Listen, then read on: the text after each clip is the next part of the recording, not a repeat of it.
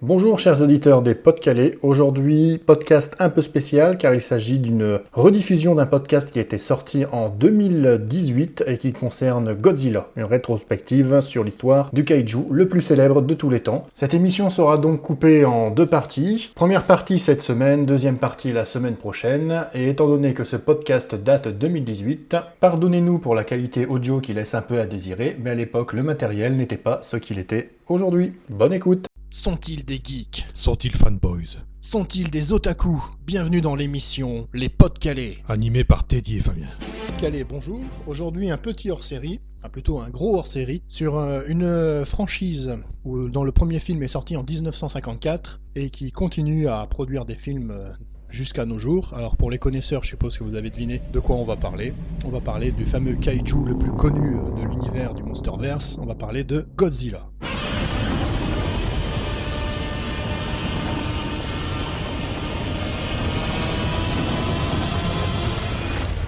Donc Godzilla, une énorme licence en fait, très marginal quand même en Europe, voire même marginal aux États-Unis. Premier film sorti en 1954, donc film sorti par la compagnie Toho, que Fabien a quelques anecdotes à nous raconter sur la Toho. Alors la Toho, pour la présenter succinctement, c'est une compagnie qui a produit beaucoup de films de monstres. Alors on connaît Godzilla, on connaît aussi ses adversaires et aussi ses alliés. Il y a aussi King Kong qui a été intégré là-dedans. Mais la Toho aussi, c'est une société qui a produit beaucoup de films d'un grand réalisateur japonais, Akira Kurosawa, dont on connaît bien sûr Les 7 Samouraïs, qui est sorti en 54, et un autre film que tout fan de Star Wars doit connaître, c'est La Forteresse Cachée, et qui est en fait une inspiration pour l'art narratif de C3PO et de R2D2 en fait. Donc Godzilla, monstre créé donc en 1954 par Ishiro Honda. Qu'est-ce qu'on peut dire sur Godzilla? En 1954, moins de 10 ans après la catastrophe de Nagasaki-Hiroshima, en fait les Japonais ont été littéralement dévasté psychologiquement et très craintif par rapport aux armes nucléaires, et donc Ishiro Honda s'est dit et si jamais la nature nous en voulait en fait, par rapport à tout ce que l'humain, attention pas les japonais forcément, tout ce que l'humain a fait, etc. Et en fait il a eu l'idée de créer une force de la nature. Donc voilà, Godzilla, qui devait être à l'origine un mélange entre un dinosaure et une baleine. Donc Godzilla, là, le design qu'il a, c'est entre un tyrannosaure et une grosse baleine. Donc voilà, Ishiro Honda aimait les deux et il s'est dit je vais créer un monstre. Sans trop y croire au début. Et pour finir, en fait, c'est la Toho qui l'a poussé à écrire une œuvre qui pourrait nous apporter une réflexion, enfin plutôt apporter une réflexion au peuple japonais qui était très friand de revanche. À dire certes, la nature on l'a défiée, mais si la nature nous défie, voilà, on s'en sortira pas. C'était tout à fait ce que voulait raconter donc Ishiro, et il voulait absolument aussi nous annoncer que les solutions qu'on a trouvées pour contrer la nature sont pires que le mal, certaines fois. Donc Godzilla de 1954, c'est un immense, donc pas un saurien, hein, donc une baleine dinosaure qui attaque Tokyo, parce qu'elle a été réveillée justement par les attaques de Nagasaki et Hiroshima. Elle a été réveillée par une secousse hors norme, hors nature, et donc Godzilla arrive et détruit tout, littéralement. Il est pas content d'être réveillé, donc c'est un animal, c'est un dieu, c'est un kaiju, et il arrive et il dévaste Tokyo. Alors là après on voit un peu ce que les humains essayent de mettre en place pour contrer ce Godzilla, des barrières électriques, des tanks, tout ce que l'humain fait de pire comme arme, etc. Et rien n'y fait, rien. C'est-à-dire que Godzilla traverse tout, voilà, c'est lui le personnage, c'est lui le boss, il était là avant tout le monde, et il défonce tout le monde, pas d'état d'âme, il avance inexorablement, comme la nature avance inexorablement au niveau de la race humaine. Et à la fin, donc ils arrivent quand même à détruire ce Godzilla grâce à une invention, alors dit dans le film japonais mais pas dans le film américain, une invention plus puissante qu'une bombe atomique, un synthétiseur à oxygène. C'est-à-dire que comme Godzilla est une créature marine dans la mer, ce synthétiseur arrive à désynthétiser tout l'oxygène présent dans la mer et à faire fondre littéralement Godzilla. Le film après s'arrête là-dessus avec donc un scientifique qui se suicide avec sa machine pour que personne ne puisse jamais la réutiliser. Donc voilà, là ça montre bien le traumatisme des Japonais, c'est-à-dire ils sont traumatisés à l'idée d'utiliser une arme puissante, et ils veulent montrer que en fait Oppenheimer il aurait mieux fait de se tuer plutôt que d'accéder à encore plus de destruction, plus d'armes, etc. Donc là voilà, le premier Godzilla c'était vraiment une allégorie japonaise comme les Japonais savent le faire. Nous occidentaux en 1954 c'est quelque chose qui nous a échappé, parce que pour nous on était les vainqueurs. les Occidentaux, c'est ceux qui ont la maîtrise du feu nucléaire et c'est les vainqueurs. Donc ils n'ont pas compris. Pour eux, c'était juste un monstre qui casse la tête à tout le monde et qui meurt à la fin. Ouais, tu dis que bon, au Japon, c'était le spectre de l'arme nucléaire en fait.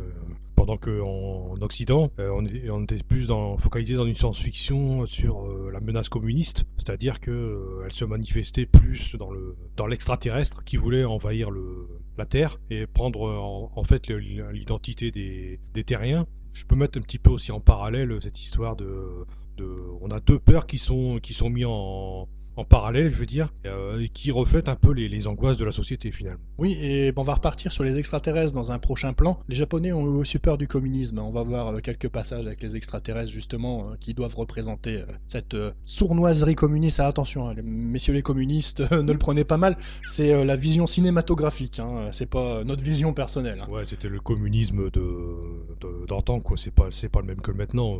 Faut pas se méprendre, je veux dire. Pour dire, c'est que le film de 54 a quand même lancé la mode des kaiju et gars, quoi. C'est ça en fait. Et ça a été une mode surprise. Bon, il y a eu un film avant de kaiju avant Godzilla. Je me rappelle plus le titre. C'était avec une créature qui sortait de la mer, etc. C'est là où Ishiro Honda s'est dit, cette créature représente rien. En fait, elle ne représentait rien. C'était vraiment une créature qui arrivait, qui cassait tout et qui repartait.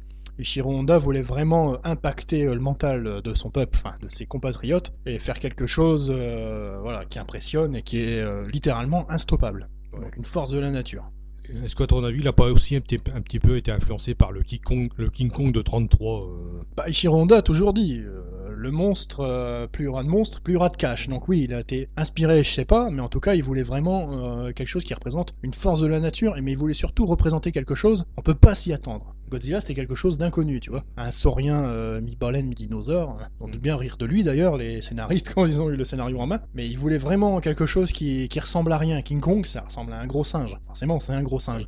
Godzilla, quelque chose d'inconnu qui ressemble à rien, qu'on ne connaît pas et qu'on ne peut pas du tout appréhender. On ne le connaît pas, on ne sait pas ce que c'est. Et donc, en 1954, Ishiro Honda l'a toujours avoué dans ses interviews, il ne s'attendait pas à ce que Godzilla devienne une icône. C'est quelque chose qu'il n'a pas compris tout de suite, mais qu'il a bien exploité par la suite. Et on va revenir après à toute la saga. On va pas vous faire le descriptif de tous les films, sinon il nous faudrait une 50aine de podcasts. Mais voilà, on va revenir sur toute la saga Godzilla, les tenants et les aboutissants, et ce que représente Godzilla, ses ennemis, ses amis, ses alliés, et ses pires ennemis qui sont les humains. À propos de Godzilla, on va parler de l'acteur derrière le costume. Parce que y a un acteur effectivement qui en a bien bavé, hein, faut l'avouer. Et cet acteur, c'est Haruo Nakajima, qui portait effectivement un costume qui a approché, on va dire, les 100 kilos de latex. Il a incarné le monstre une douzaine de fois entre 1954 et 1972, et on peut dire que il y a eu pas mal d'incidents sur les différents tournages, et notamment, tu me disais tout à l'heure, le costume apparemment s'est enflammé, et peut-être que tu veux nous raconter cette anecdote. Donc dans un film de Godzilla, bon je ne saurais pas vous dire lequel, hein, c'est une référence que j'ai pas forcément, mais je sais qu'à un moment on y voit un Godzilla en flammes. Mais vraiment une scène prenante, hein. On dit waouh, super bien fait. En fait, c'est pas un effet spécial, c'est un effet réel. C'est-à-dire que le mec avait un effet pyrotechnique, il s'est approché un peu trop près, comme Michael Jackson, des effets pyrotechniques, et il a cramé. C'est-à-dire qu'ils ont failli cramer Nakajima. Ah ouais. Donc et ils ont gardé ça au montage, et devoir se promener dans un costume de 100 kilos, ça a posé quelques soucis. Alors pour Godzilla, ça va, ça passe. En 1954, les effets passent. Parce qu'il y avait des effets de caméra, des contre-plongées, etc. Et en fait, Ishiro Honda avait dit je veux faire un film, mais je veux pas mettre le même budget que ceux qui ont fait en 1933. Donc pas une mécanique énorme, des bras qui bougent, qui étaient faits en mécanique, qui étaient montés en post-prod, etc. Pas d'effets spéciaux, grands effets spéciaux, mais vraiment un mec dans un costume. Ouais, tu veux dire, il n'y a pas de stop motion, quoi. Pas de stop motion. Ben, c'est pas qu'il voulait pas, c'est que c'était trop cher. 1954, il se relevait à peine de la guerre. Il faut se replacer dans le contexte, c'était quand même un pays ruiné. Et bah voilà, ils se sont dit, bon, on va mettre un mec dans un costard. Mais l'idée, en plus, en fait, sur le film de 54, repris en 56 avec Raymond Burr, ça va, ça le fait. Par contre, dans la suite de la saga, bon, il y a des moments où ça le fait moins. Donc là, on va passer un peu plus sur la suite de la saga Godzilla. Tu veux dire, ce que tu veux dire, ce que tu veux mettre en évidence, c'est le côté pâteau et un peu lourdeau du personnage, quoi. Et malheureusement aussi artisanal. Ouais. En fait, on va prendre comme exemple le second film de Godzilla qui est arrivé, c'est Godzilla contre Anguirus, le retour de Godzilla. Et là, il y a quelque chose qui gêne, c'est-à-dire qu'on y voit donc toujours Godzilla, mais alors plus Godzilla parce qu'il est mort. Donc un deuxième Godzilla qui arrive suite à l'apparition d'un monstre, donc Anguirus, qui est une sorte de monstre avec des pics sur le dos, qui marche à quatre pattes, etc. Et malheureusement dans ce film... C'est pas une sorte de stégosaure Une sorte de stégosaure Ouais. géant. Et dans ce film, on voit clairement qu'il y a quelqu'un qui est en train de marcher à quatre pattes dans un costume. Donc voilà, c'est bon pour 1958 de mémoire, donc ça va, ça passe. Au regard d'aujourd'hui, on s'est dit ouais, ils auraient peut-être dû faire un peu de stop motion quand même, mais non, Ichiro Honda justement a toujours resté sur sa ligne fidèle. S'il y a des effets spéciaux qui sont trop chers et qu'on peut les produire avec un mec dans un costume, on continue avec un mec dans un costume. Donc là, par contre, à partir du film de 58, là, ça devient plus de l'univers kaiju. C'est-à-dire que ça va être des monstres qui se battent contre des monstres. Voilà, là on n'a plus de ligne directive. Si, c'est toujours des forces de la nature, mais il commence à avoir une mentalité qui évolue. C'est-à-dire que là, la force de la nature devient un peu plus bienveillante, et ce qui va pas être le cas tout au long de la saga. Godzilla, c'est un héros et un méchant, c'est les deux. En fait, c'est une force de la nature. Elle a pas à être bonne, elle a pas à être mauvaise. Elle fait ce qu'elle a à faire et c'est tout. Ah oui, un truc à dire aussi sur le film avec Anguirus, c'est que le premier Godzilla a été tourné plus ou moins au ralenti, pour donner l'impression de lourdeur, de massivité dans le monstre. Dans ce film-là, non, c'est des acteurs en vitesse réelle, ce qui fait un Godzilla qui court et qu'on a l'impression que... pas vraiment qu'il y a quelqu'un dedans qui est en train de courir vite fait, bien fait, et ça donne un aspect assez grotesque au film. Ouais. Mais heureusement pour Ichiro Honda, ce film a fait aussi un carton. Donc dans la saga Godzilla, il y a notamment un film ensuite qui est sorti, Godzilla contre Mothra, Mosula pour les Japonais. Et en fait là, ça prend carrément un autre tournant, parce qu'on a encore un Godzilla diabolique, hein, c'est Godzilla, et qui va rencontrer alors moi j'aime bien dire sa future femme, Mothra.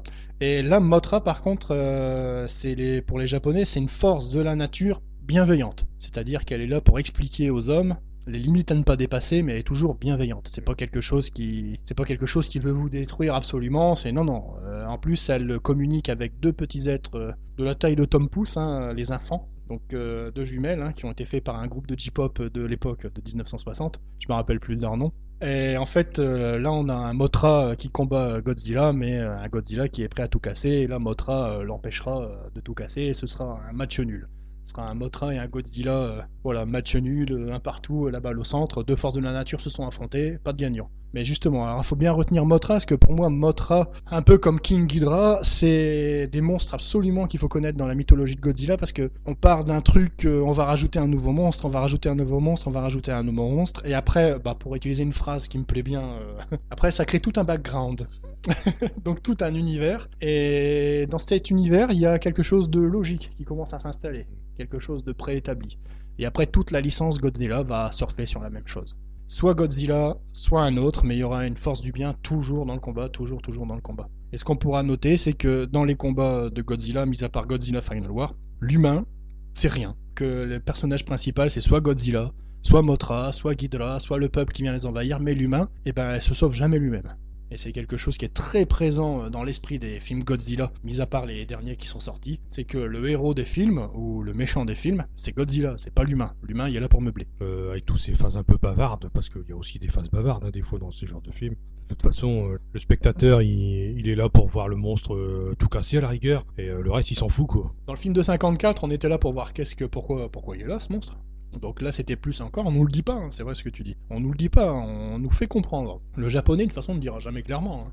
Il essaiera toujours de le faire comprendre. Et après, Après, dans les films Kaiju Eiga, oui, c'est ça. C'est le but du jeu, c'est un monstre qui se bat avec un autre monstre et qui pète le maximum de bâtiments.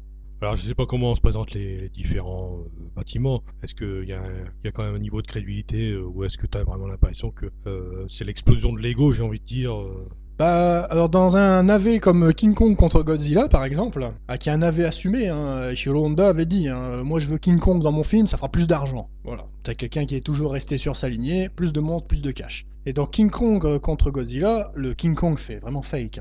Bon, je l'ai vu avec Fabien, j'ai montré des extraits. Je peux témoigner du masque horrible que King Kong porte. Ouais, j'ai eu même l'impression de voir le masque du gorille dans Sankukai. Ouais, un peu écrasé, quoi. Voilà. Ouais. Et King Kong, pareil, je sais pas, à un moment il vole en se tenant sur sa queue, il donne 2 gros coups de pied à King Kong. King Kong lui enfonce un arbre dans la bouche, on voit tout le plastique qui décolle. Donc voilà, là on a un aspect de monstre fake. Mais par contre, les décors sont excellents. Ouais, les maquettes sont excellentes quand ils détruisent le Parlement. Alors ce film a été adoré par les Japonais parce que les 2 monstres détruisaient le Parlement qui représentait une tyrannie. Mais quand il pète le bâtiment, on n'a pas l'impression qu'il pète un Lego. Là, on a l'impression qu'il pète un bâtiment. Après, dans les films des années 90, non, c'est Lego Batman. C'est voilà.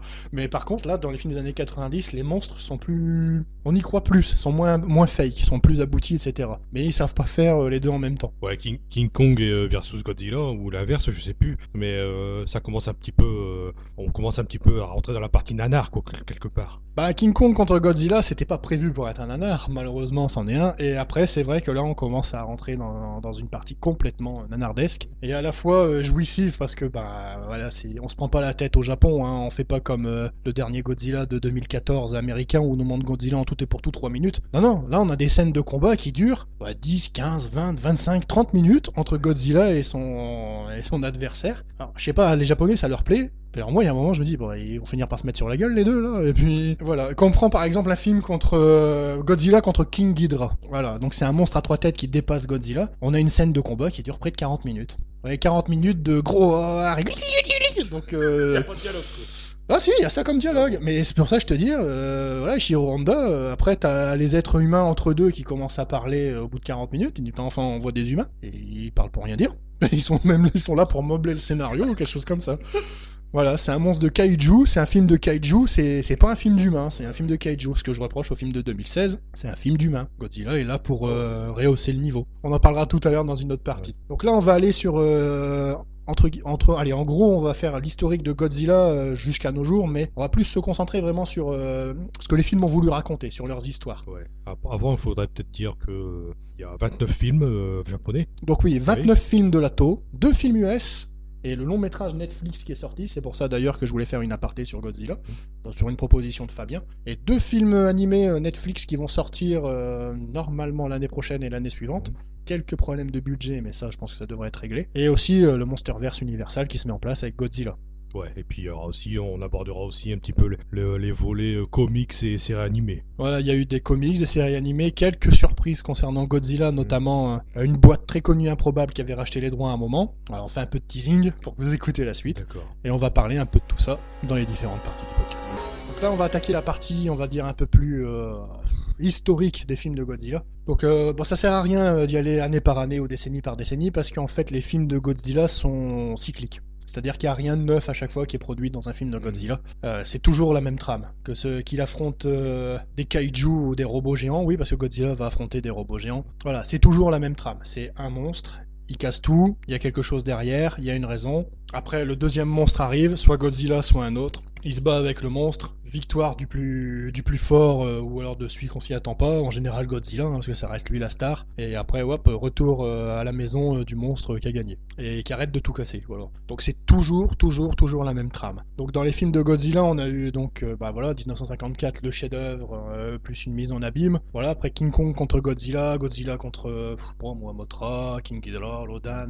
D'ailleurs, Rodan qui va avoir un lien particulier avec Godzilla parce que c'est Rodan qui va sauver Godzilla Junior. On y reviendra un petit peu plus tard. Voilà, ce qu'il faut dire en fait dans la série Godzilla, c'est que comme on disait en première partie, surtout qu'avait annoncé Fabien très judicieusement, il y avait aussi la peur du communisme. Il y avait la peur du nucléaire et la peur du communisme. La peur du nucléaire, donc c'est carrément voilà Godzilla et les monstres, c'est des forces déchaînées, on peut rien y faire, faut les laisser s'entretuer entre guillemets, et puis de toute façon nous on sert à rien. Et après la peur du communisme, quand ça commence à s'essouffler, on amène des extraterrestres qui amènent des monstres. Voilà, les monstres sont plus des forces de la nature, mais des monstres amenés par des extraterrestres. Moi je pense qu'il doit y avoir une analogie, comme tu disais, avec le communisme ou avec l'invasion américaine, parce que les Japonais et les Américains, surtout années 80-90, on peut pas dire que c'était spécialement la grande entente. Et voilà, donc une armée d'extraterrestres qui arrive, qu'ils envoient un monstre sur Terre pour tout péter, et Godzilla qui arrive et qui sauve la situation. Ça devient la trame des films même jusque Godzilla Millennium. Même jusque Godzilla Final War. Je peux aller jusque là, ça devient carrément la trame de tous les films. Mais par contre, voilà, après, on nous montre Godzilla qui se bat toujours contre des ennemis de plus en plus puissants. Notamment Ghidorah, qui représente la force de la nature qui a été domptée. C'est-à-dire que Ghidorah, au début, c'est juste une force de la nature qui affronte Godzilla, donc contre Godzilla contre Ghidorah. Et après, dans un autre film d'1 ou 2 ans après, là, ça devient une créature qui est manipulée par des extraterrestres. Alors, on ne sait pas si elle est créée, mais on sait que les extraterrestres ont un contrôle total sur sa créature. et ça devient en fait la civilisation ennemie qui arrive à contrôler la nature. Et qu'est-ce qui peut arrêter la nature? En fait, la nature qui n'a pas été contrôlée qui se venge. Godzilla est toujours... le fait mal alpha, comme il l'appelle... non, prédateur alpha, comme il l'appelle dans le film de 2014, ça représente tout à fait l'esprit de Godzilla. C'est le prédateur alpha, c'est celui qui va gagner, peu importe les dégâts que lui va subir ou qu'il va faire subir ailleurs. Voilà, c'est un kaiju, c'est un dieu, c'est un monstre. Ouais, il en a rien à faire des petits insectes qu'on est. Et après, bah, c'est tous les autres films Godzilla, donc de 66, 69, 75, 94, parce qu'il y en a quand même eu 29, je vais pas faire tout le listing, ça serait pompeux, redondant. Donc on nous amène des nouveaux personnages, comme Rodan. Alors au début, Godzilla va affronter Rodan, une sorte d'énorme ptérodactyle géant. Et voilà, match nul, hein, c'est-à-dire deux forces de la nature s'affrontent dans Tokyo, match nul. Et plus tard, dans les films, ce Rodan va revenir, parce qu'en fait, Rodan a eu tellement de succès dans le Godzilla versus Rodan, qu'ils ont créé un film Rodan. Donc là, Rodan devient un peu comme Gamera, la tortue géante, une force de la nature. Mais Rodan ou Gamera représente pas un kaiju. C'est là où il faut faire. Ça représente un yokai. Alors les yokai au Japon, c'est des esprits, des forces de la nature, des esprits, mais qui ont une corrélation avec l'humain. Et Godzilla, lui, représente un kaiju. Alors comme yokai, donc il y a Mothra, Rodan, Hedorah, Gigan. Hedorah, c'est encore un peu plus compliqué. Il faudrait que je revienne dessus aussi. Donc voilà, le Japon commence à faire l'aparté entre Godzilla, c'est lui, c'est une force, c'est lui. On tient un peu plus avec les humains, donc Mothra, Rodan, Gamera, King Kong aussi qui tient avec les humains, mais lui on le verra qu'une fois, hein, tellement que le film a fait un succès. Et après on va s'attaquer à des problèmes de plus en plus conceptuels et actuels au fur et à mesure que les films vont avancer. Donc années 60-70, voilà les extraterrestres, je pense que ça fait un peu communiste. 70-80, on retourne sur la guerre froide, deux forces de la nature, une qui est contrôlée, voilà, faut pas contrôler la nature, ça fait penser aux bombes atomiques, les US, enfin la guerre froide tout simplement, entre les US et l'URSS. Et après on va nous amener dans des concepts plus modernes, c'est-à-dire que par exemple on va avoir un Godzilla contre Hedorah, que je trouve que c'est un film qui est quand même bien fait, parce que ça devient la pollution. Et dans les années 80-85, où Godzilla va devoir affronter un être issu de la pollution des humains. Et là, ça va parler à Fabien, parce que je vais lui dire que en fait, Hedorah, c'est le Dragonosaure. Moi j'ai pensé au Dragonosaure aussi, ouais, mais dans les années 70, il y avait une série qui s'appelle Spectreman. Et il me semble que tous les monstres que créait le docteur Goro, si je me souviens bien, ils venaient de la pollution en fait, dans cette série. C'est pour ça que quand tu me dis pollution, je pense aussi à Spectreman. Spectreman qui a été diffusé dans les années 70 au Japon, mais qui a apparu plus tardivement dans les années 80 en France, en fait. Qui a fait un bid en France, mais Spectreman au Japon, c'est une institution. On peut pas comprendre, c'est un peu Johnny Hallyday chez nous, ils comprennent pas quoi, c'est dur à comprendre, voilà, je peux pas dire mieux. Mais c'est vrai que Spectreman a d'ailleurs affronté des monstres issus de la pollution, donc voilà, de ce docteur, mais il a aussi fait des petits caméos avec des monstres de chez Monsieur Godzilla. Bon, il a jamais affronté Godzilla, mais il en a affronté des monstres que Godzilla a affrontés. Donc pour revenir sur Hedorah, là on commence à toucher à quelque chose de plus pointu au niveau sociétal, voilà, on parle de la pollution, c'est-à-dire qu'on est en train de transformer la nature. Donc là, Hedorah au début, c'est une bactérie. Voilà, juste une bactérie qui mute à cause de la pollution, qui devient plus grande, encore plus grande, et qui devient complètement un kaiju.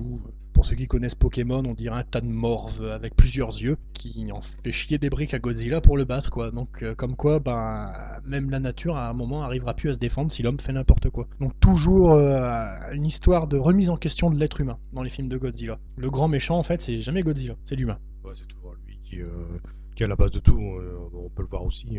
C'est un peu lui qui est en ce moment responsable un peu de la dégradation de la nature, hein. On peut se le dire aussi. Puis voilà, les Japonais sont taoïstes, hein. Si on embête la nature, je partage le même avis d'ailleurs. Si on embête la nature, elle va se venger, et elle va se venger quelque chose de bien. C'est la mentalité taoïste japonaise, c'est que la nature, on doit être en symbiose avec elle, on doit pas être en conflit avec elle. Bon, de la part d'un peuple qui construit à outrance des bâtiments de plusieurs centaines de mètres de haut, voilà, il y a quelque chose qui me gêne, mais voilà, c'est quelque chose très ancré chez les Japonais. Si on embête la nature va se venger. Donc pour revenir dans la suite des films de Godzilla, donc voilà, il affronte des monstres issus de la pollution comme Hedorah, des monstres de plus en plus balèzes comme Ogra, par exemple, et qui se nourrit de l'essence vitale de Godzilla. Donc, après, Godzilla affronte des monstres issus des extraterrestres, mais qui sont plus des monstres, c'est-à-dire qu'à un moment, Godzilla attaque Tokyo, les Japonais, la GSDF, la Japanese Self-Defense Force, essayent de se défendre contre Godzilla, et puis tout d'un coup, il y a Godzilla qui arrive, qui se bat contre Godzilla. Et on se dit, tiens, c'est quoi donc? Et puis Godzilla envoie son souffle atomique qui fait fondre littéralement l'autre Godzilla, et en fait, c'est un méca Godzilla, un Jaeger, quoi. Voilà. On va atterrir dans ce qu'on a raconté sur Pacific Rim. Allez écouter notre petite point de vue sur la bande-annonce. Donc voilà, on arrive à des trucs mécaniques, c'est-à-dire que là, les extraterrestres ont envoyé un méca Godzilla pour détruire la Terre, et en faisant croire que c'est Godzilla, justement, et qui veut détruire la planète. Et là, Godzilla met une raclée à Mecha Godzilla, voilà. Donc la force de la nature par rapport à la science, voilà, c'est encore la nature qui gagne. Donc Mecha Godzilla qui reviendra dans Mecha Godzilla 2, qui sera de toute façon le même sort, là, pas de souci, Godzilla est encore plus fort. Mais c'est juste que là, il y aura une association entre Godzilla, Mothra et encore plusieurs monstres, et qui vont, à plusieurs, cette fois-ci, un esprit de cohésion dans tous les kaiju, qui va détruire ce Mecha Godzilla. Et après... Avengers, non? Ça fait plutôt Power Rangers. Sauf que là, c'est les monstres qui battent le robot. Et après, la technologie du Mecha Godzilla sera reprise par l'humanité, et qui vont faire leur propre Mecha Godzilla. Bon, d'abord, qui vont faire Moguera, donc un robot géant en forme de je sais pas quoi, on dirait une sorte de panthère, ouais, c'est ça, une panthère mécanique, je sais pas quoi, mais qui tient sur ses deux pattes, voilà, et qu'ils essayent de battre Godzilla avec Moguera, et plus un Super Jet X, qui a été encore dans un autre épisode et qu'ils ont recyclé, et voilà, là, ça devient des films, voilà, c'est des robots contre des kaiju, ça devient la lignée Godzilla, tu vois, robot kaiju, robot monstre, etc. Mais il y aura toujours ces trucs-là qui vont être repris. En fait, on sort un petit peu du domaine fantastique pour entrer dans la science-fiction à plein nez, quoi, là. Alors on rentre complètement dans la science-fiction. Voilà, il y aura même des Mecha King Ghidorah, donc c'est-à-dire un Ghidorah, l'ennemi juré de Godzilla, son ennemi numéro 1, qui sera rendu mécanique par encore un autre peuple extraterrestre, encore des extraterrestres. Et puis, voilà, au fur des films, on aura des scènes assez abracadabrantes, comme il y aura le bébé de Godzilla et de Mothra, qui sera Minilla et Godzilla Junior par la suite. Donc là, ça devient un peu plus dur à comprendre. C'est-à-dire que Godzilla va transmettre son savoir et sa force à son fils dans l'île des monstres. Oui, parce qu'entre deux, la JSDF aura tout plaqué les monstres dans une île où ils pourront s'entretuer entre eux. Un peu Jurassic Park. Ouais, enfin Jurassic Park c'était quand même mieux réalisé. Mais donc ça devient des films Godzilla, avec un Godzilla Junior à un moment qui fait une 50aine de mètres de haut, et dans l'épisode suivant même pas 5 mètres de haut, et dans l'épisode d'après 1 mètre ou 2 de haut, parce qu'il fait en fait une baston avec un autre kaiju, mais aidé par un enfant. Alors là, ça devient, Godzilla commence à être repris en mode enfantin, et Godzilla commence à être repris en tant que Deus Ex Machina de certains trucs. On a par exemple un bel exemple de Godzilla contre Mégalon, donc encore des extraterrestres qui amènent un kaiju sur Terre. Et en fait, ce film était normalement devait s'appeler Jet Jaguar versus Mégalon. Et en fait, Jet Jaguar, c'est un concours qui a été fait par la Toho.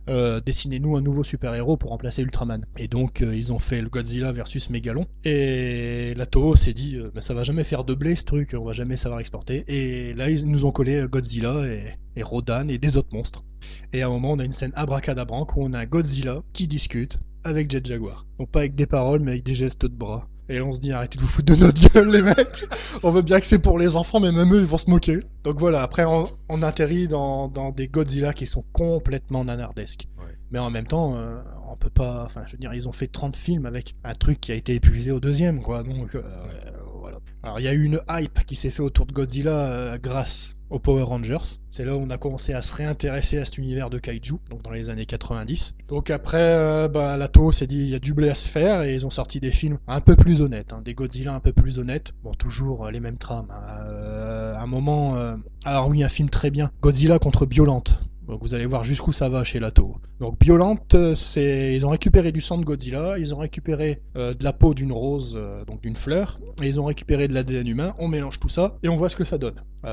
Donc les mecs, ça fait 60 ans que vous nous dites jouez pas avec la nature, et là vous nous faites un film où on mélange des ADN, et puis ça fait un monstre géant. C'est de la manipulation génétique. Voilà, et c'était en plein dans l'époque de la manipulation génétique où on a commencé à cloner le mouton. Donc voilà, donc les Japonais se sont appropriés le sujet. Moi, quand j'ai vu ce film la première fois, je me dis bon, ça va être un nanar, ça va être un truc genre The Thing, le truc inconcevable. Et en fait, non, il y a de l'ADN humain dans Biolante, et Biolante devient littéralement une force de la nature bienveillante pour les humains. Là, c'est Godzilla qui essaye de péter Tokyo, et il y a Biolante qui pousse à la groute, ces jeux s'appellent Biolante, et qui commence à se battre contre Godzilla, mais avec une...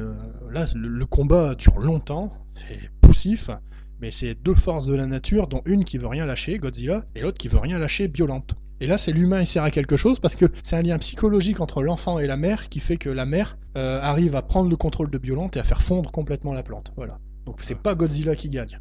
Pour une fois, c'est la force de la nature qui a décidé d'elle-même de se calmer. Mais violente, il y a une forme humaine, il y a 2 bras, 2 jambes. Non, une forme de rosier. Ah d'accord. On a un rosier géant avec une gueule de dinosaure. Ouais, c'est un monstre complètement bizarre, on n'y croit pas trop, et il jette de l'acide justement comme un alien, Ouais. il jette de l'acide. Donc pourquoi je parle de ce film? Bon, déjà parce que j'ai bien aimé, mais aussi parce que à partir de l'univers de Biolante, ils vont commencer à recycler un peu...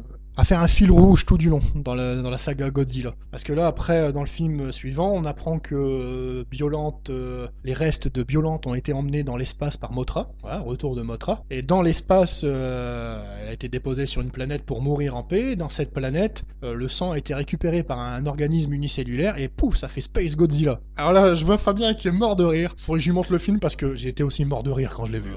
Et là, c'est... Voilà. Donc l'extraterrestre, c'est un Godzilla extraterrestre qui a des pouvoirs, il absorbe l'électricité de Tokyo. Alors les humains arrivent à savoir que qui se nourrit de l'énergie grâce à une tour de Tokyo, et personne pense à aller détruire cette putain de tour, quoi. C'est encore Godzilla qui doit s'en occuper. Et voilà, donc on a Godzilla contre le Godzilla de l'espace, où justement le Godzilla de l'espace enferme le fils de Godzilla dans un truc de cristaux, parce qu'il sait faire pousser des cristaux abondamment, et il veut faire de la Terre un monde de cristal, ou je sais pas quoi. Ouais, comme Krypton quoi. Voilà, donc ben voilà, une victoire finale de Godzilla qui arrive à le battre en éclatant la tour, hein, parce que apparemment il est très malin ce Godzilla, il a une intelligence. Et après dans les films suivants, ben avec l'ADN de de Godzilla là, spatial, et ben il y a d'autres monstres qui sont créés. Donc l'humain, qu'est-ce qu'il a retenu? Rien. Parce que même à un moment il crée un méca Godzilla humain, c'est-à-dire fait par l'humanité, avec les restes du premier Godzilla de 54 qui avait fondu dans l'océan. Voilà, donc on nous fait un Godzilla cyborg, enfin c'est un robot avec l'épine dorsale de Godzilla, et puis alors là c'est what the fuck quoi, c'est un moment Godzilla est en difficulté parce que le robot est très puissant, puis tout d'un coup on entend Godzilla qui fait grrrr, qui fait pitié, et puis tout d'un coup le robot s'arrête. Oui, parce que l'épine dorsale est encore vivante et a pris le contrôle du robot. Donc voilà, après on n'arrive que dans des trucs comme ça. Des Godzilla en difficulté, il est pas assez fort et il y a toujours un truc qui vient et puis ils se rendent compte que bah c'est pas bien ce qu'on a fait, on a manipulé le squelette de Godzilla et à la fin voilà c'est match nul, le squelette marche pas et Godzilla retourne s'en aller. Et donc on nous fait donc un Mecha Godzilla 2 où Mothra vient menacer l'humanité parce que vous avez piqué les restes de Godzilla, il fallait le laisser mourir dans l'océan. Et là Mothra devient méchant. Oh putain, ça tourne en rond les mecs. Et après c'est tout des séances comme ça qui tournent en rond, mais tu vois il y a un fil rouge. Ouais. C'est-à-dire que dans ces années-là, il y a toujours une suite à ce film. Le film est toujours à la suite directe de l'autre. Suite directe, suite directe, suite directe. Jusqu'à Godzilla Millennium. Donc voilà, ça tourne en rond. Ça tourne vraiment en rond, les scénarios sont toujours les mêmes. Donc arrive la date fatidique de 2004, je vous laisse faire le calcul. 2004 moins 1954, 50 ans. Pour les 50 ans de Godzilla, la Toho se fait plaisir. Ils l'ont dit clairement, hein. Si le film marche, c'est bien. Si le film marche pas, on se sera fait plaisir. Et arrive Godzilla Final War. Alors ça, c'est un film...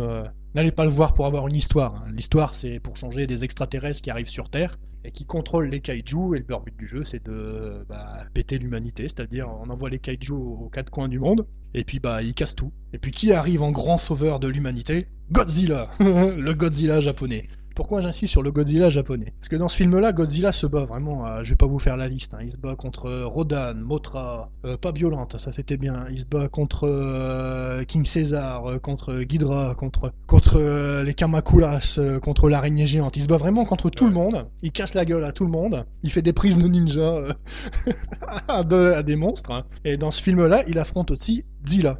Alors je parie, vous connaissez pas qui c'est Zilla. Et ben en fait, la Toho a décidé que le Godzilla fait par Emmerich méritait pas d'être un Godzilla.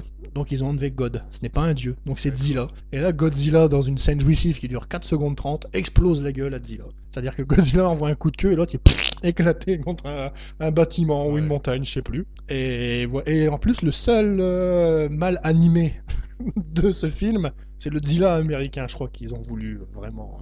insister sur le fait que le film américain n'était pas à la hauteur des films. Ils ont pas aimé vraiment le film de Emmerich, ils ont pris ça comme trahison, donc ils se sont dit, lui, on va le balancer directement. Vraiment, ils se sont foutus de notre tronche, les Amerlocs, quoi. Et tu parlais de King Caesar, mais c'est quoi ça, King Caesar, comme bestiau? King Caesar, en fait, c'est un yokai, donc d'une taille colossale, qui est invoqué par la prière, et c'est un ninja. Un ninja de 100 mètres de haut. Donc en forme de chien ou je ne sais pas quoi. Et c'est lui qui, à un moment, a stop Godzilla, quoi. Donc tu vois, les taoïstes, hein, la nature nous sauvera, et si c'est pas la nature, ce sera nos croyances. Il est habillé comme un ninja. Non, non, non, il Il a fait des des... armes avec des shurikens et. Non, non, il court comme un ninja, Ouais. il fait... tu vois, quand Jean-Claude Van Damme va contre un mur et qu'il fait demi-tour comme ça, Ouais, ouais. bah, il le fait. D'accord. Ce monstre le fait, ce kaiju le C'est le fait. salto arrière, quoi. Il fait le Ouais. salto arrière. Ça, c'était... Ouais. ouais, c'était un film oubliable, hein. Il est même Ouais, pas ouais. sorti en France, il est impossible, je pense, de le trouver en VF. Je suis même qu'en anglais, je suis sûr qu'il est aussi impossible de le trouver. Vous le trouverez qu'en VO, sous-titré anglais. Et donc dans Godzilla Final Wars, là c'est la taux. Voilà, c'est un film Godzilla. C'est-à-dire que les acteurs surjouent, mais alors surjouent, voilà, comme dans un Super Sentai. J'avais eu l'impression de voir Zordon à un moment, donc j'étais content. Ouais, c'est ça. Et en fait, voilà, c'est le film jouissif, fan service à fond. Cherchez pas une histoire, vous allez pas la trouver. Où Godzilla casse la gueule à tout le monde. Ouais, bon, donc dans cette période japonaise, t'as encore des films à signaler? Ah oui, celui de 2016, bien sûr. Voilà, donc avant de parler du film 2016, moi je vais parler du film américain, donc de 2014. Ouais, mais t'as pas parlé de celui de Emmerich aussi, là. Celui de Ben, 98. alors je vais parler celui de 98. En Mm. fait, celui de Emmerich, les Américains se sont dit, tiens, les Japonais, Godzilla, ça fait des entrées, c'est bizarre, ça ramène beaucoup de pognon au box-office. On va essayer de faire pareil. Bon, les mecs, vous avez fait beaucoup de pognon, mais le film était raté, hein. Les clichés racistes sur les Américains et sur les Français, on y a eu le droit, hein. Puis en plus, le Godzilla, bon, il était bien fait, mais il était pas impressionnant comme un Godzilla japonais. Et puis, la manière dont il est battu à la fin, moi, ça m'a laissé un peu pantois. C'est pas un film. Jamais, j'ai passé un bon moment. C'était agréable, c'était marrant. Voilà, c'est un film qui m'a fait passer un bon moment, Moi, si mais un film oubliable. Voilà. je peux donner mon avis de ce côté-là, c'est que moi je l'avais vu au cinéma ce film. Bah la première fois j'avais passé un bon moment, j'avais trouvé ça très bête parce que les personnages sont idiots. On se souvient notamment de la caricature de Jean Reno qui donnait sur les Américains. Le chewing-gum par exemple, le sketch du chewing-gum, c'est quoi? C'est américain. Ah bon, c'est tout. Oui, ou le sketch dans l'hôtel, hein, ouais, où ouais. il mange des croissants, quoi. Enfin, Ouais, enfin, c'était un petit peu affligeant au niveau personnage. Il y avait quelques belles scènes. On peut pas dire que le monstre était mal animé. Par contre, pour moi, c'était pas physiquement, c'était pas Godzilla pour moi. C'était plus une espèce d'ersatz de T-Rex de Jurassic Park quelque part. Il y avait quelques scènes et puis bon, c'est vrai que la fin, je ne sais plus bien comment il termine, mais c'était pas terrible. Il est entouré de câbles, c'est ça? voilà, ils arrivent Ouais. à le coincer dans un pont. Enfin, ils se coincent tout seuls dans un pont. En fait, ouais. Donc c'est à New York. Enfin bref, dans le pont de ouais. New York avec tous les câbles, et puis Ouais. bah voilà, ils le Et finissent, puis quoi. il meurt tout d'un coup et tous les hélicoptères ils balancent dessus, alors que je ne sais même pas s'il y a une scène avec l'épine dorsale d'ailleurs dans ce film. Bah, il m'a tellement marqué que je suis. Non, il y a un moment, il crache du feu Ouais, mais quand c'est ils tout, sont en quoi. taxi, mais c'est tout. Il n'y a pas le mythe de l'épine qui se met à devenir lumineux c'est vrai que il y a une scène qui est impressionnante, c'est quand il arrive en fait, on voit les épines qui traversent l'eau et il défonce tous les rebords, t'as l'espèce de pêcheur japonais là, qui court, et puis t'as le monstre, je vais dire quelques beaux plans, mais c'est quand même assez oubliable comme film. Bah, c'est un film oubliable. Ça a eu le mérite de relancer la licence Godzilla. Les gens ont voulu en savoir plus. Moi j'en savais déjà, mais ça a relancé un petit peu un engouement vers Godzilla. Le film est oubliable. Les effets sont corrects, hein. Le scénario est convenu. Ouais. Voilà, c'est un scénario convenu. C'est un blockbuster américain, histoire de dire de mettre la mention Godzilla sur un film. Après, bon, voilà, bah justement, en parlant des capacités de ce Godzilla-là, il crache du feu, mais c'est vrai que contrairement au Godzilla japonais, parce que les super pouvoirs du Godzilla japonais, il faut s'accrocher quand même, hein. Donc il a le souffle atomique, il a une résistance à toute épreuve, il peut résister aux impacts nucléaires, et surtout, c'est Wolverine, c'est-à-dire que il peut guérir des blessures très, très graves. Ouais, il y a l'auto-régénération. Et il y a un facteur guérisseur très développé. Donc là, le Godzilla de Emmerich, non, c'est un saurien, c'est un grand saurien, un grand varan Ouais, qui a c'est muté. une espèce de dragon quoi. Ouais, un dragon de Komodo qui a muté durant les Ça. essais nucléaires, voilà. On explique beaucoup par le nucléaire, bon, voilà, c'était le seul lien qu'il y a avec le nucléaire. Ça a le mérite de faire connaître la licence, mais pour moi, ce film est... Bon, c'est une distraction, hein. C'est pas vraiment un film, c'est une distraction. C'était pas mauvais, c'était pas bon, c'était entre les deux, Ouais, à part les clichés racistes. On va enchaîner sur le Godzilla de 2014, Donc le Godzilla de 2014, celui qui lance le Monsterverse en fait. voilà, qui lance le Monsterverse, et surtout que ça a été fait un peu plus intelligemment et aussi malheureusement bêtement, parce que voilà, là le film de Godzilla 2014, moi je sais plus le nom de l'acteur moi qui a joué dedans. Alors c'est un film qui est signé Gareth Edwards, et l'acteur qui jouait dedans, il y avait le jeune Aaron Taylor Johnson qu'on avait vu en Quicksilver dans Avengers d'ailleurs, et il y avait aussi Bryan Cranston au début, le héros de la série Breaking Bad. Pour moi, c'est pas un film Godzilla. Enfin, c'est Godzilla qui sauve la situation, mais c'est plus un film sur les personnages. On a des personnages et on a une histoire parallèle de Godzilla qui se bat contre 2 mutos. Pour moi, c'est plus ça. Pour ça, ça a été une erreur qui a été corrigée dans King Kong, c'est-à-dire qu'on voit beaucoup plus King Kong, le personnage central dans King Kong, c'est King Kong. C'est pas les 4 blaireaux qui sont sur l'île, c'est King Kong. C'est pas Samuel Jackson qui est déchaîné, quoi. Voilà, c'est Samuel Jackson qui fait du Samuel Jackson. Donc dans King Kong, ça a été bien repris. Ça a été, voilà, on a été voir un film, le kaiju, c'est King Kong. Dans ce film-là, on suit plus une histoire d'un mec qui essaye de retrouver sa famille, qui se retrouve embrigadé dans une histoire qui le dépasse et qui va essayer de faire au mieux pour résoudre le problème. Des scènes de combat quand même, voilà, fan service à fond, mais qui se laisse regarder. La scène avec les mutos, malgré qu'elle dure pas très longtemps, moi personnellement, ouais, c'était jouissif, y a pas de souci. En plus, ouais, Godzilla. Ouais, quand même en difficulté, ça va. Est-ce que c'est aussi dans l'esprit japonais? Ça pourrait être une force de la nature. Il y a quand même difficile face à 2 adversaires qui le dépassent. Bon après, le fait que Godzilla soit le prédateur alpha et que tiens, il y a 2 kaiju, je vais leur péter la gueule parce qu'ils se sont réveillés. Bon, c'est mal amené quoi. Bon après, voilà, on n'a pas fait non plus les erreurs de nous dire il y a un kaiju qui se déplace. Oh tiens, il y a Godzilla là par hasard. Bon, ça va, ça permet d'avoir un petit peu un background derrière. Le film de 2014 a relancé, fait quand même pas mal d'entrées, faut dire ce qu'il faut. On va pas dire qu'il est mauvais, mais le problème c'est qu'on voit pas assez Godzilla, quoi. Il est très claustrophobe pendant ce film. Moi j'étais des scènes de nuit, pour effacer les erreurs des animations, ça c'est normal. Après, voilà, la petite reprise de Emmerich, de la créature pond des œufs pour se multiplier sur Terre. Le muto, ouais. Mais moi si je peux... il y a quelques plans qui m'ont retenu parce que il y a un plan que j'adore, c'est quand on le voit pour la première fois, c'est-à-dire qu'on voit pas complètement le bestiau, on voit pas d'une grosse patte, on voit déjà quelle échelle il représente par rapport à l'espèce humaine, et ça c'est très bien fait quand on est au cinéma.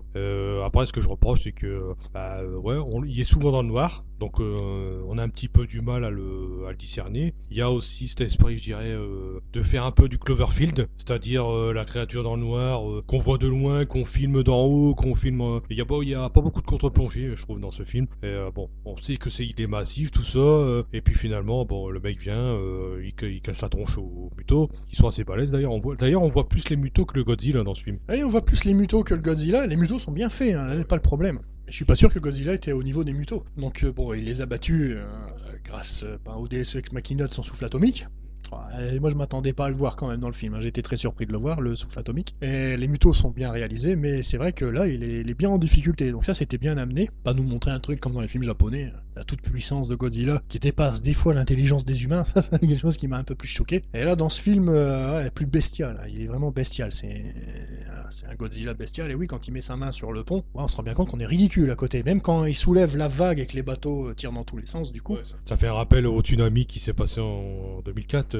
Bon, je sais pas si c'était prévu pour faire un rappel, moi en tout cas ça m'y a fait penser. Après c'est un film quand même moi que je peux conseiller. Bon, je suis parti pris, c'est un film de kaiju. Donc je peux. Il n'y a pas d'objectivité là-dedans, on le sent tout de suite. Cherchez pas de l'objectivité avec des kaiju chez moi, vous n'en trouverez pas. Sauf Mazinger Z. Donc voilà. Le film Godzilla de 2014 lance le Monsterverse. Et donc les Japonais ont surfé là-dessus en créant le film Godzilla Résurgence de 2016. Ils ont voulu rester en fait dans leur optique japonaise, beaucoup de parlotte. J'ai eu l'impression de regarder un manga mais tourné en live, tout simplement. Moi, ce que je déplore le plus dans ce film, c'est le côté bavard. Je te l'ai déjà dit. Godzilla il arrive. En plus, il y a différentes phases de transformation qui sont quand même assez ridicules. Alors, on y rigolait de l'aspect primaire, je veux dire. Cette espèce de dindon avec ses gros yeux et cette petite patte là, quelle horreur. Et puis je te dis les scènes de parlementation, les mecs qui se tergiversent pendant des heures, puis après il arrive en pleine ville, il commence à tout défoncer, et puis tout à coup c'est le concert de Jean-Michel Jarre quoi. Et Godzilla qui tire des lasers et par la bouche et par la queue et par ses épines dorsales. Moi je veux bien que c'est toujours what the fuck au Japon, mais alors là c'était too much. On avait l'impression qu'on allait entendre la musique de Jean-Michel Jarre derrière, vraiment quoi. Parce qu'à un moment ils sont sur une estrade, les Japonais là en train de coordonner les opérations, puis t'as tous les lasers qui sont derrière. Je dis bon ok les mecs. Puis comme j'ai dit lors de notre critique des worst of de l'année 2017. Ouais. Il y a un moment, on peut détruire Godzilla avec nos super hélicoptères, mais non, il y a 2 pecnos qui traversent un passage piéton. Ouh, on arrête tout. Ouais, d'accord, prenez-nous pour des cons. Enfin, bref. Je le conseille pas du tout, franchement. Non, je le conseille pas non plus. Et pourtant... t'es objectif. C'est ça le problème, c'est que Godzilla, voilà, là ils ont fait too much. Je veux bien qu'on a tout raconté sur Godzilla, mais là en plus il a la gueule qui s'ouvre encore en 2, donc en 4, pour devenir encore plus laserifiant. Il tire des lasers par la queue, c'est pas Rocco Siffredi non plus, c'est Godzilla. On n'est pas encore là-dedans, hein, ça. Oh là là. Bref, Suite 2016 pour moi est un film raté. Il est encensé par les fans hardcore, mais bon, enfin voilà, pas par moi en tout cas. Non, Je mais suis pourtant bon, un fan hardcore. quand t'as un film à faire un film qui est bête, moi je suis désolé, mais c'est un film, c'est le comble de la bêtise ce film pour moi. Pourtant l'idée était bonne, on va mélanger les anciens effets, les nouveaux effets. Et ils ont raté les effets. Bon, cette transformation, je dis, mais c'est quoi ce machin? J'ai eu horrible, l'impression en plus. tout d'un coup qu'on C'est passait mal sur fait. Canal+, que c'était flouté, et hop là, un monstre apparaît. Ouais, c'est vrai. En plus, je sais pas comment il passe. Je pense qu'il passe d'une forme à l'autre. C'est assez soudain. Il y a même pas de transition, je pense. Non, pas de transition. Mhm. Et voilà, il claque des doigts et paf, je deviens Ouais. sur mes deux jambes. Et on nous l'amène comme une merde sur une planche. Ah, il y a un monstre marin dans le machin, et il Ouais. arrive. Et pourquoi il arrive? Où il va? Qu'est-ce qu'il veut? Il y a même pas, ouais, il y a même pas d'explication pourquoi il sort de l'eau. Bon, on cherche même pas à le savoir, on Ouais. récupère juste son sang pour trouver un moyen de le réfrigérer. Non, visuellement c'est moche en plus, hein. Ah, visuellement, il y a du boulot. Enfin, Ah je veux ouais. dire. Pourtant, quand on regarde Devilman ou des trucs comme ça, visuellement, ils savent faire des trucs, les Mhm. Japonais, hein, donc Ah on peut ouais. pas leur reprocher ça. Là, c'est raté. C'est un film qui. Je pense qu'il va peut-être clore les films kaiju de ce type, parce que maintenant on va plus arriver dans le Monsterverse américain. Là, ça va développer, c'est clair. Un film raté. Donc voilà, la Godzilla, toujours la même histoire. Donc soit il se bat contre un kaiju, soit il se bat contre un yokai, soit il se bat contre un, on va dire un Jaeger alors, un robot géant, Ouais. ou soit il se bat contre tous à la fois. Ça ne le ferait pas plus que ça. Donc Godzilla, monstre imposant, force de la nature. Voilà, des films un nanardesque et enfantin, parce que ça a été récupéré pour faire du blé en fait. Quand on avait des monstres de kaiju à faire, on dit on va mettre un Godzilla comme ça. Le public va venir, et le pire c'est que ça marche. Voilà. Un peu après, une mascotte pour les enfants aussi, Godzilla. Peut-être aborder, je veux dire, le volet comics et les dessins animés. Et ben justement, on va aborder après dans une partie, en faire une petite interlude, Mhm. ou un petit interlude, Mhm. et on va attaquer une petite partie là qui va plus se centrer sur les spin-offs et le merchandising autour de Godzilla. C'est ça.